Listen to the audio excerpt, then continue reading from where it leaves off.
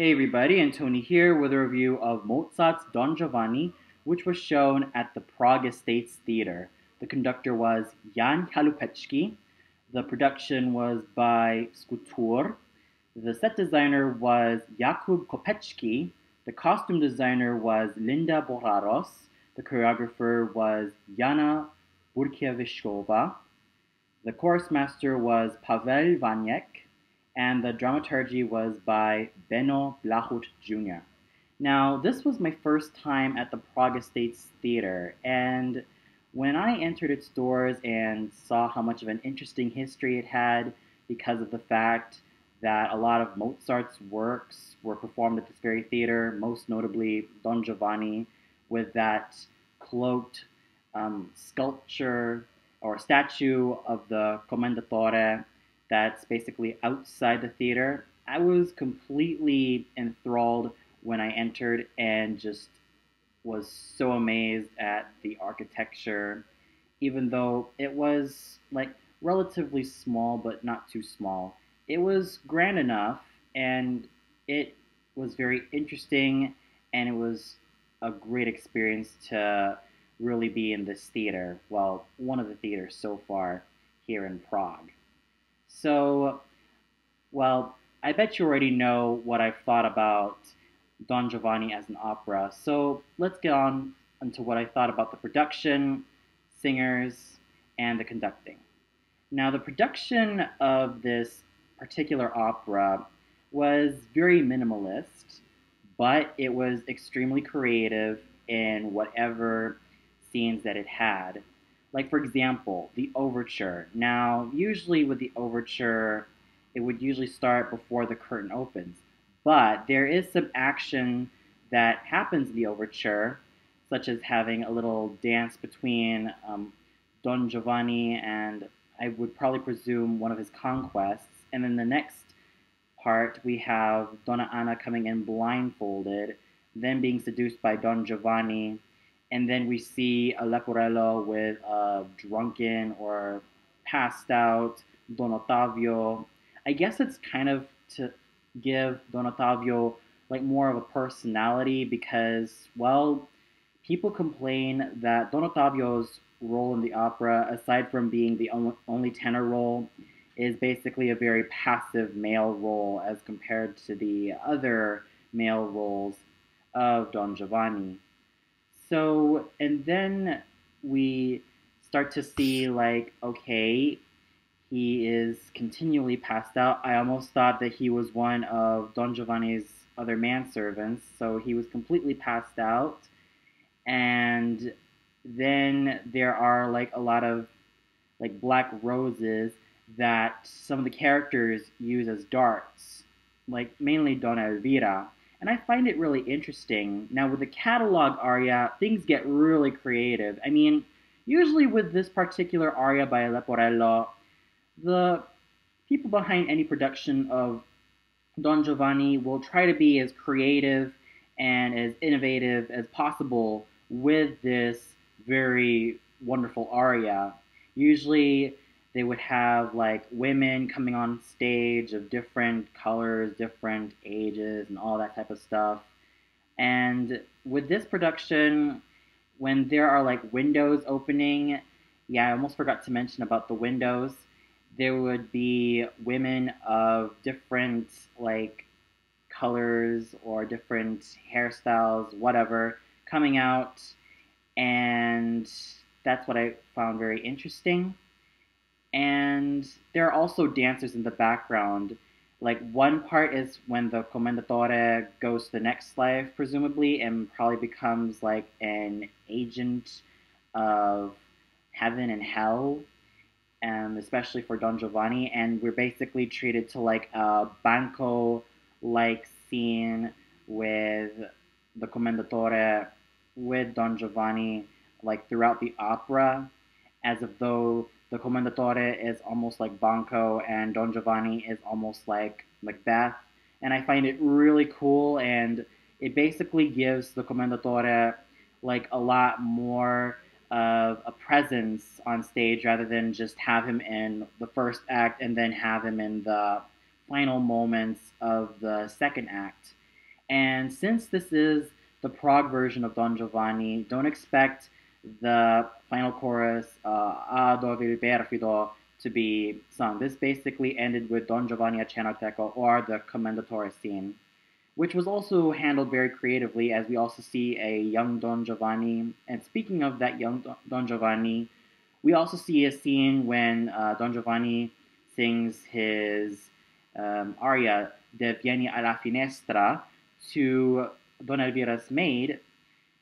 There's a scene with a young Don Giovanni, and he watches like an old-fashioned film with a woman with her petticoat jumping from chair to chair. And speaking of Don Elvira's maid, she has also a lot more of a presence on stage, also coming in the first act when Don Elvira sings A chi mi dice mai, and I thought, wow, even though this production is very minimalist, it's very creative.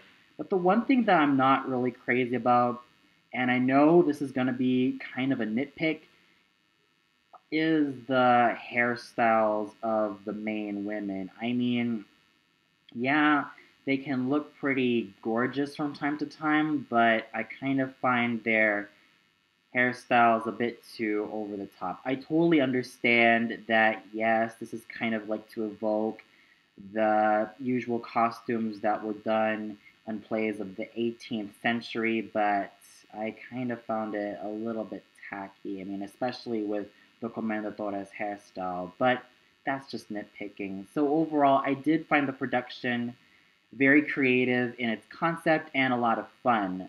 The singing was well done, and well, even though there were some shortcomings here and there, they were all very solid all around. Now, in the title role, we have the baritone, Yuri Hayek. Now, Yuri Hayek, as I saw in his biography, is very well known in the lyric baritone repertoire, singing Marcello from La Bohème, and even the more dramatic parts like Escamillo. Now, his singing of Don Giovanni is solid. I mean, usually I do expect a more dramatic voice, like, a la Gian Giacomo Guelfi, or even a basso voice singing Don Giovanni like Cesare Siepi. But still, he plays the character very well with the usual charm and cynicism, and in this production's case, a little bit of that Macbeth-like guilt. He really knew how to bring the character to life and didn't go over the top, and he basically, like, made Don Giovanni a pretty subtle character. And like I said, his singing is very solid all around. There were no moments in which he sounded strained, but he sounded really even all throughout. So, a very solid job for doing the title role some justice, Mr. Hayek. And then in the role of Don Giovanni's servant, Leporello, we have the basso, who is Milos Horak.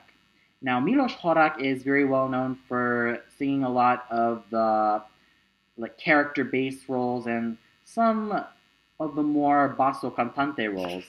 Now, his singing of Leporello was in the absolute best that I've ever heard. I mean, he had a very well-controlled voice. It was round, it was rich, and he didn't make Leporello too clownish. He made him, subtly, cynical, and a little bit naughty sometimes. But still, he's a very well-rounded singer and an equally well-rounded actor. Yeah, I did mess up on that word, so yeah. He was very solid in his job, and his singing was by far the best that I've ever heard.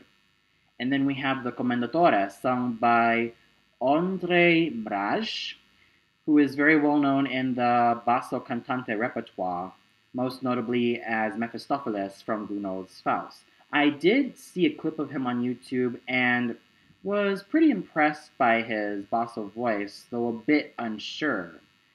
But hearing him live as the Commendatore and also seeing him as the Commendatore was really rewarding. Yes, he may not have the meat in his voice, like let's say Marty Talvela, Karl Ridderbusch, Kurt Böhme, Gottlob Freck, Josef Greindl, and many other basso profondos of the past.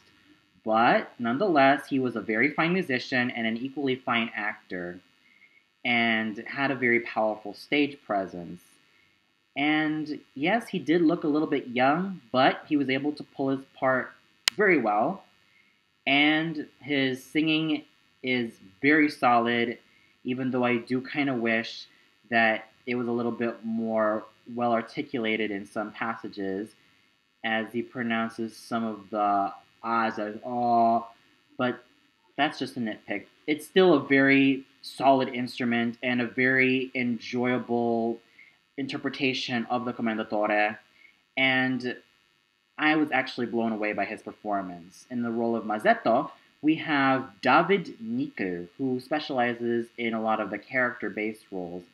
A very solid singer, very fine in his intonation and diction, and well, he wasn't clownish. He didn't seem so clownish. But still, it's very subtle in his portrayal and a very enjoyable interpretation of Mazzetto, and one that I really enjoy. And, well, I really hope to see him in a lot more roles. And then we have Don Ottavio, sung by Ovidiu Porcel.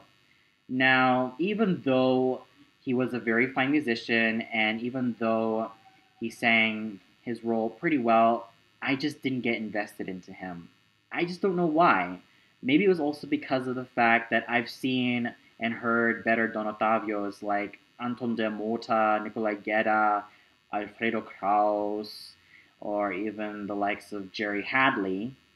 And his tone was basically nothing special, though he was a very decent musician. It really wasn't anything special, and I didn't really get invested in his performance. So he was pretty much the weak link of the men, but he was still good. Not great, but good.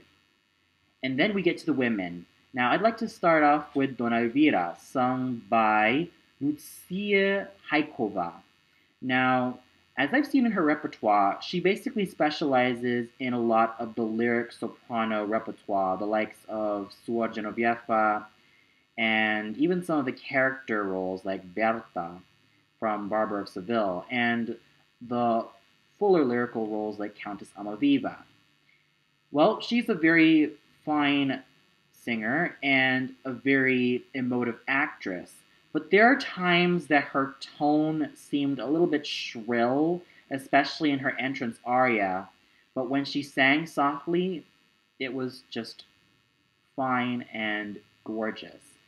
But there were moments in which she was like having a little bit of difficulty, especially in some of the passages, like in the Mitrari aria.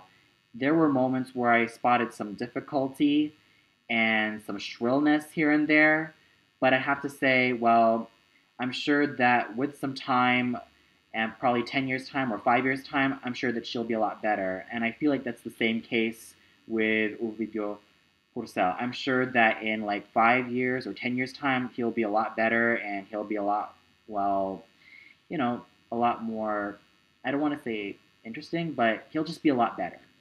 I think the same case can be applied to Miss Haikova. I do get the feeling that both of these artists are still young, so it'll take some time for them to really improve on their craft, but I could really see a bright future for them. So, still a solid performance, and still a very enjoyable performance, and a very emotive Dona Elvira, which is an absolute must. And then we have Donna Anna, sung by Yana Shrema Kachirkova. Wow. I was absolutely blown away by her performance. Now, Miss Shrema Kachirkova is extremely well known in both the lyric coloratura soprano repertoire and then she does make some ventures into the more dramatic coloratura soprano repertoire. It consists of Olympia from Tales of Hoffmann, Constanza from Abduction of the Seraglio, Queen of the Night, Gilda, Rigoletto, Fiordiligi, Anna Bolena, Lucia di Lammermoor, Nedda from Pagliacci, Elvira from Ernani, Violetta from La Traviata, and many, many others. And just by listening to her voice, I could tell that this young woman had so much experience with those roles and that she really was a capable musician, handling all of the fiendish coloratura with such a pure, bright, and clean tone. And her acting is just so convincing that I was just completely blown away.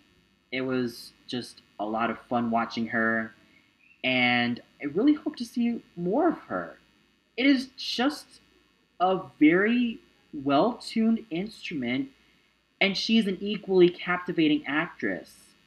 Yes, I know, she doesn't have like the meat of Edda Moser. She doesn't have like the oh, look, and a new guest is here. So, hi. Hi.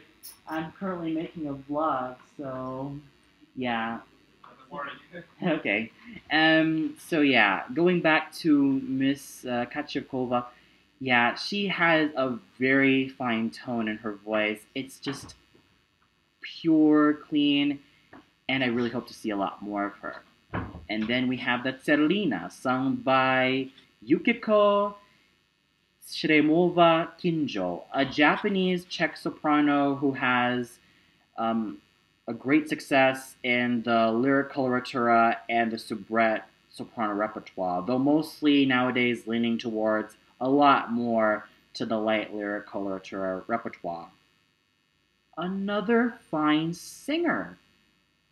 Another pure-toned, bell-like, clear-toned soprano.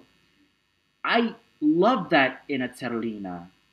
I've seen a couple of clips of her on YouTube, as Gilda from Rigoletto, most specifically the storm scene, and I thought it was just a fine instrument. Hearing her live was equally as exciting. It was just lovely, luscious, and she played her part beautifully. And it just left me with so much awe, and her acting was just wonderful.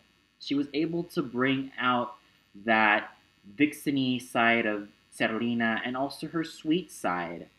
And she basically makes Serlina a very fun, strong, capable character, and it's helped by her bell-like tone and her clear intonation and diction.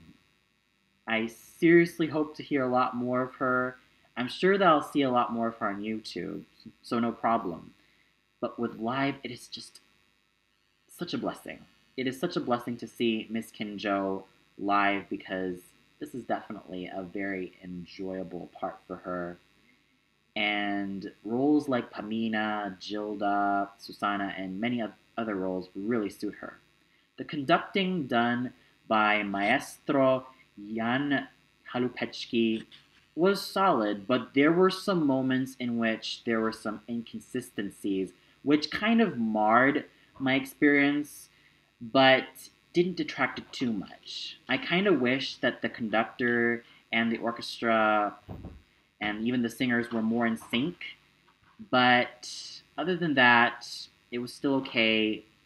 I didn't get too bored with it. Sure, there were some moments that could have had a lot more frisson, like the Viva la Libertad. That could have had a lot more bite and frisson, but still, it was still fun conducting. I still enjoyed it, and this opera was still enjoyable. So overall, this was such a blast watching Mozart's Don Giovanni. There were fine singers, a very interesting production, and some fine conducting done by Maestro Halupechki.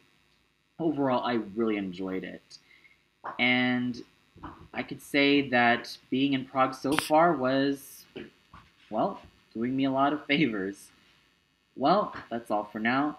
Be sure to tune me tomorrow where I review Verdi's La Traviata. Well, tomorrow morning, that is.